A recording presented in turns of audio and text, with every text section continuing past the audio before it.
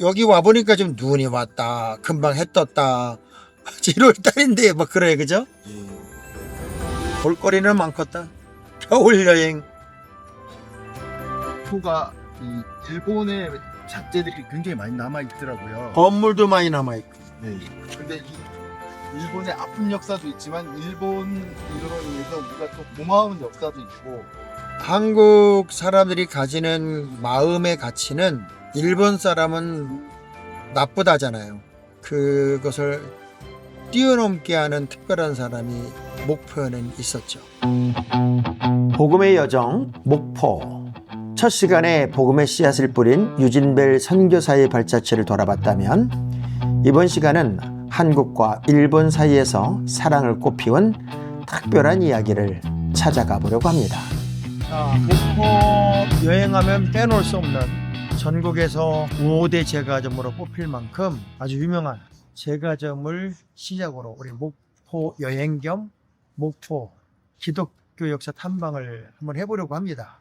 제일 중요한 게 뭔지 알아요? 먹고 하는 겁니다. 제일 유명한 빵집 먼저 들어가서 먹으면서 우리의 오늘의 일정을 잘 짜보겠습니다. 선물이 뭔가를 보면 그 집이 유명한 거야. 이게 유명하대, 이거. 바게트. 요게 제일 유명하다 그러더라고요. 정말 빵이 맛있는지 이것저것 골라 한번 확인해 보겠습니다. 다양한 종류의 빵을 골라서 제가 공정하게 평가해 보려고 합니다. 빵에는 역시 커피죠. 클럽망 빵집의 빵이 되게 맛있거든요. 맛있는 여러 가지 중에 하나가 유명해서 맛있고, 두 번째 진짜 맛있어서 맛있고, 세 번째 놀랍게도 가격이요 말도 안 되게 쌉니다. 지금 우리가 커피 4잔에 빵을 하나, 둘, 셋, 넷, 다섯, 6개. 이거 애플파이 이거 2,300원. 그래? 요게 6,000원이고 나머지는 다 3,000원대. 갈 때 잔뜩 사가야 되겠다. 빵을 이렇게 많이 시켰는데 2만 원대가 나왔다니까 이게 말이 돼요? 목포에 오시면 꼭 한번 들려볼 만한데요. 이게 왜 유명한가 보자. 새우 바게트라고. 오, 와, 이 안에 뭐가 있네. 크롬방 빵집이 유명한 게 이 바게트라고 그러는데 제가 여기를 열어보고 깜짝 놀랐는데, 자, 열면 열수록 이 안에 뭐가 있어요. 와, 근데 이게 얼마냐? 이 큰 빵이 6,000원. 이야,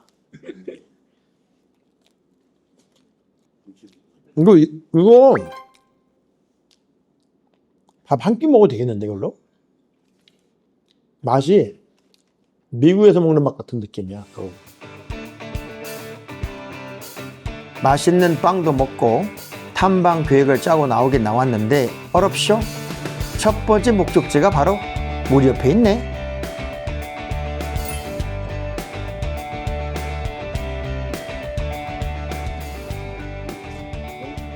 많은 분들이 사실 와가지고 음, 이 대가점 앞에서 멈춰. 네. 여기 이제 홀려가지고 네. 이제 다른 데는 이제 못 가고 여기에서 이제 이 만족을 하고, 그리고 발걸음을 멈추는 곳이 여기 같아. 근데 이 뭐야 이거? 우리가 찾던 거 그거 아닌가? 맞네. 사진에서 본 거 맞네. 지금 여기에 뭐라고 하냐면 오고리 문화원이라고 써 있거든요. 우리는 쌤TV잖아요. 그 일본 건물 같은 여기로 오면서 그냥 오진 않았을 것 같아. 네. 예. 이게 여러분 건물 보시다시피 이 건물이 좀 예사롭지가 않잖아요. 네. 이게 일제강점기 때 일본이 최초로 사찰을 여기다 줬다고 그래요. 이제 불교 사찰이 되고 또 교회가 되고, 교회가 보니까 굉장히 오랫동안 이 목포중앙교회가 57년도에 이거를 사서 여기서 교회를 하게 됐죠.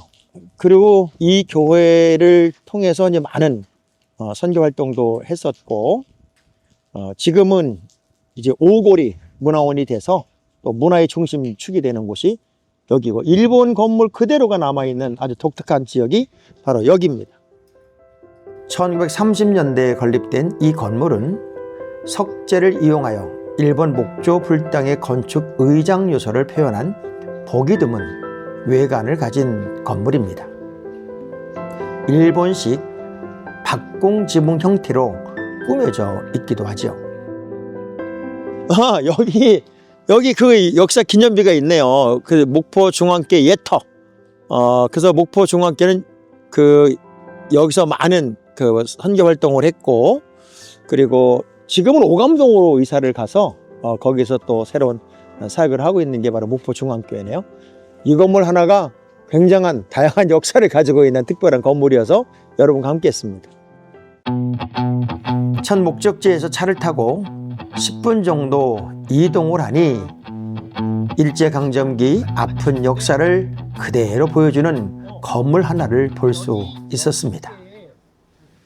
목포 근대 역사 2관인데 이걸 보니까는 2관이잖아요. 2관. 네. 2관인데 그 목포에 세웠던 동양 척식 주식회사 그 건물이 목포 지역 건물이 그냥 남아 있었고, 이게 동양 척식 주식회사의 목포 지역 건물이었다는 얘기는 이쪽에서 나는 농산물을 일본으로 굉장히 많이 가져갔다는, 그러니까 사실은 아픈 역사의 흔적이기도 한 곳이 여기인 것 같고, 자료를 보니까 근현대사를 연구하는 데는 여기 있는 자료들을 한번 보는 게 굉장히 중요하다 하는 얘기를 하더라고요.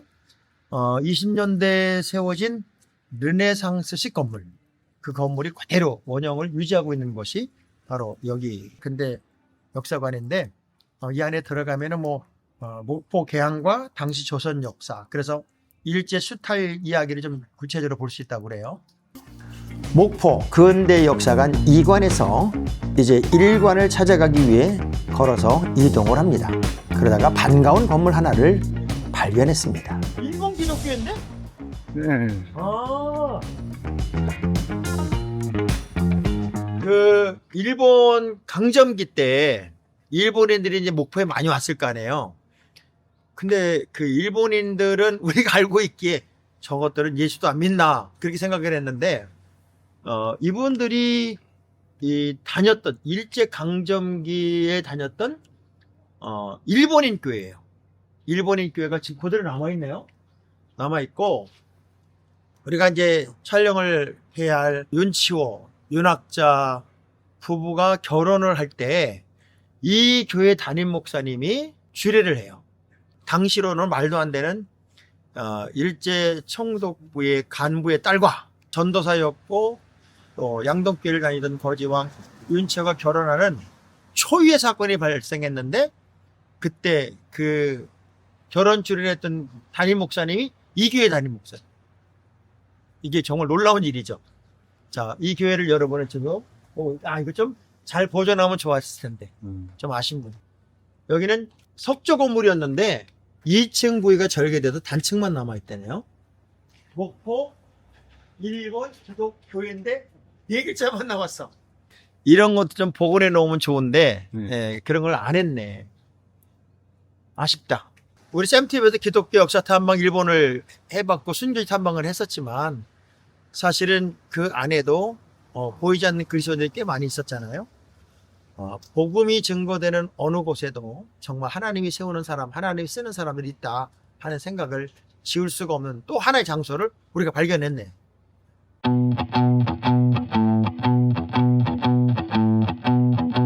드라마 속 무언가 신비로운 호텔, 바로 이곳을 찾아가 보려고 합니다. 여기구나. 네. 맞은편 동산 위에 위에 있네. 아름답게 자리 잡은 건물. 과연 이 건물은 어떤 용도로 지어진 것일까요? 여러분 보시는 대로 목포 근대 역사관 1관이라고 되어 있잖아요. 이게 목포에서는 가장 오래된 건물입니다. 목포에서 가장 오래된 건물이고요. 1900년대에 지어진 일본 영사관 건물이었다고 그래요. 일본 영사관 건물이었는데 르네상스식 건물이고, 또 국가사적 289호 그 일제의 수탈 장면들이 이 안에는 다 있다고 그래요. 그리고 만세운동에 또 특별히 청년운동에 여러 가지 사료들도 이 안에 있다고 하니까 목포의 가장 오래된 건물, 그리고 르네상스식 건물을 원형 그대로 가지고 있는 목포 근대 역사관 1관을 한번 보러 들어가도록 하겠습니다. 아픈 역사의 흔적을 지우는 것도 좋지만 이처럼 그 흔적을 남겨 다시는 이런 일이 없도록 교훈을 삼는 것 또한 참 좋다 하는 생각이 들었습니다. 아까 얘기한 것처럼 목포 일본 최초 영사관, 네. 영사관이었고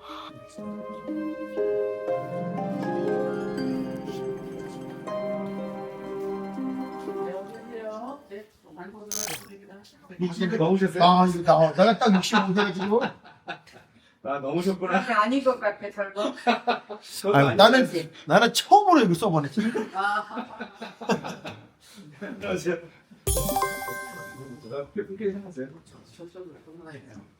자, 어디부터 가는 거야? 목포 진도로 출발하고.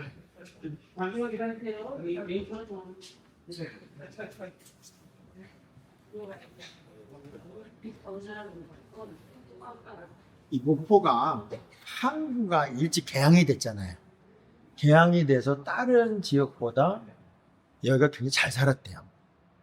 그래서 목포가 항이 이제 열리면서 3만 명 도시가 6만 명으로 발전할 만큼 굉장히 이제 번성했던 도시이기도 했는데, 그래서 이 일본의 영사관도 들어오고 동양 척식 주식회사도 들어오고 했던 이유가 그런 거예요. 상대적으로 그러니까 또 가는 걸 수탈당하는 지역이기도 하지. 바로 이 얘기가 이게 개항되면서 이제 도시화가 되는 거죠. 그때 당시 이 87년, 1897년쯤에 이 개항이 된다는 게 굉장히 어려운 거였는데, 그래서 일본이 노린 지역이기도 해서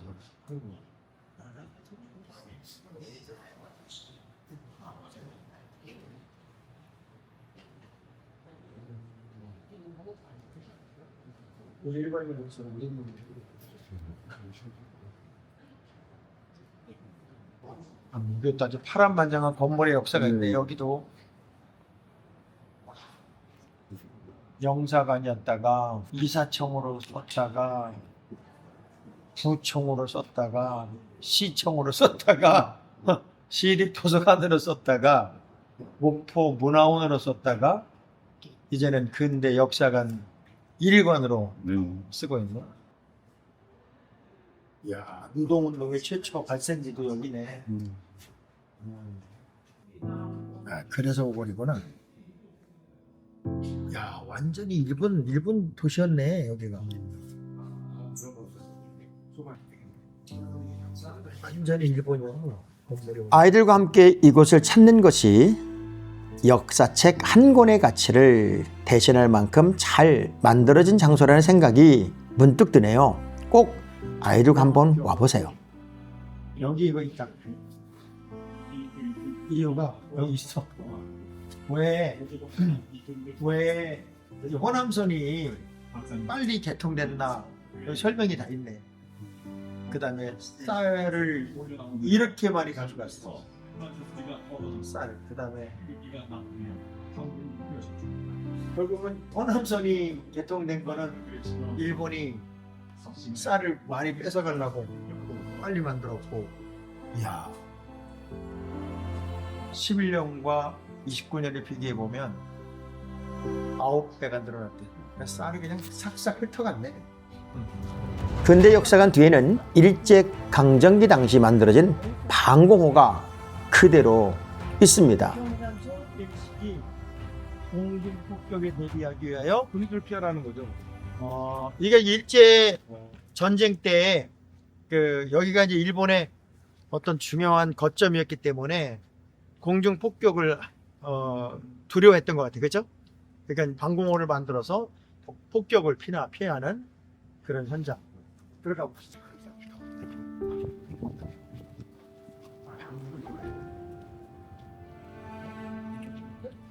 땅굴 잘 파는 놈들이 전쟁을 좋아해. 근데 이 땅굴을 일본인들이 파진 않았을 거 아니에요. 그렇겠지. 그러니까 이거를 한국 사람을 시켜서 팠으니까 이게 85m래. 야, 이게 일본군 154단의 사령부가 유사시에 사용하게 만든 것을 추정합니다. 야, 이거 어마어마한데?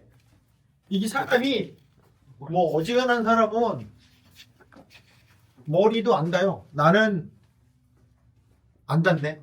정 PD 조심해야 돼. 키 큰 사람.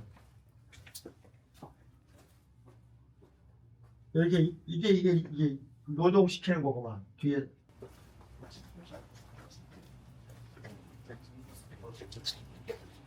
우리 목포 많이 와도 이런 거 있는지도 모르잖아. 그쵸. 목포에 그렇게 많이 와도 이런 데를 와본 적도 없고 있는지도 몰라. 그러니까 우리가 근현대사 역사를 사실은 공부를 좀 해야 되고, 그래서 공과 과, 또 깨닫고 깨닫지 못한 것들에 대한 미안함을 좀 가져야 되는데, 무조건 좋고 무조건 나쁘고, 이게 사실 우리나라의 가장 아픈 위해일 것 같다는 생각이 좀 드네요.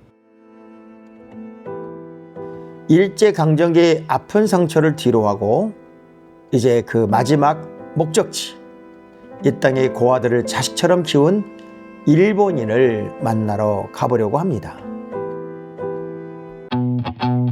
차로 다시 10분만 이동하면 최종 목적지 이곳에 도착할 수 있습니다. 제가 지금 아주 특별한 곳에 와 있습니다. 이 윤치호 선생이란 이름을 여러분은 많이 들었을 거예요. 근데 그분과 동명이인입니다. 원래 그 독립운동가였던 윤치호 선생님과는 다른 윤치호 선생님이고요. 여기는 공생원이라고 하는 곳이에요. 왜 제가 여기로 왔냐면 목포의 테레사 수녀와 같은 분이 한 분 있어요. 여기 보시면 윤학자 여사라고 되어 있고 다우치 치즈코라고 하는 일본 이름이 있을 겁니다. 다우지 치즈코라고 하는 이분은 1919년도에 총독부의 관리로 이제 한국에 오는 아버지를 따라서 7살에 이 우리나라 이 목포에 들어오게 돼요. 이제 여기에서 목포 고등여학교를 다니고 목표 정명학교의 음악교사가 되죠. 그리고 여기 있는 이 윤치호 선생님은 양동교회를 다녔던 이제 전도사님이었습니다. 그 양동교회가 목포 최초의 교회인데 그 교회를 다니면서 고아를 돌보는 그런 일도 했고 목공도 했더라고요. 목수일도 하고. 그러면서 이쪽 목포 지역에서는 거지의 왕이다 하는 이름도 가졌던 사람이 윤치호 전도사님이었죠. 근데 놀라운 일이 벌어지는 거예요. 학교를 다니면서 이 고아를 서로 돕고 하던 이 둘이 눈이 맞아요. 눈이 맞아서 결혼하겠다 그러니 얼마나 반대가 심했겠습니까? 이건 뭐 국가적인 반대, 뭐 가족의 반대, 모든 반대가 뭐 이루 말할 수 없죠. 근데 그 다우지 치스코의 아버지가 좀 일찍 돌아가시게 되고 그 어머니도 기독교인이었는데 그 어머니가 그 반대의 환경에서 생각해 보세요. 일본 총독부 간부의 딸과 그리고 식민지 국가의 고아를 돌보는 거지의 왕이라는 별명을 가지고 있는 이 사람과 결혼시킨다는 게 일본인 자존심으로도 안 되는 거였겠고 또 한국 사람들 입장에서는 왜 원수와 결혼하냐 이렇게 아마 굉장한 논쟁거리가 됐겠죠. 그때 그 다우지 치스코의 엄마가 이런 얘기를 해요. 하나님 나라에서는 일본인도 한국인도 없다. 우리는 주님 안에다 하나가 아니겠느냐. 내가 사랑하는 사람을 따라가는 것은 너의 선택이다. 또 우리 윤치호 선교사님이 주님 안에서는 모두가 하나지 원수와 적이 없다. 이제 그렇게 해서 둘이 결혼을 하게 되고 그래서 이름을 치즈코의 이것을 풀어서 학자란 이름을 갖게 돼서 이름이 윤학자가 되죠. 결혼 이후에 이제 1951년도쯤에 윤치호 선생님이 일설에 보면 그 먹을 게 없으니까 먹을 것을 구하러 내려갔다가 행방불명이 되죠. 행방불명이 되고 혼자 이제 2대 이 공생원의 원장이 되는데 이분은 일본으로 돌아갈 수 있었어요. 뭐 일본인이니까. 그런데 저 고아들을 남겨놓고 나는 갈 수가 없다. 그래서 이분이 30년간 3,000명의 고아들을 돌보는 그런 일을 하게 되죠.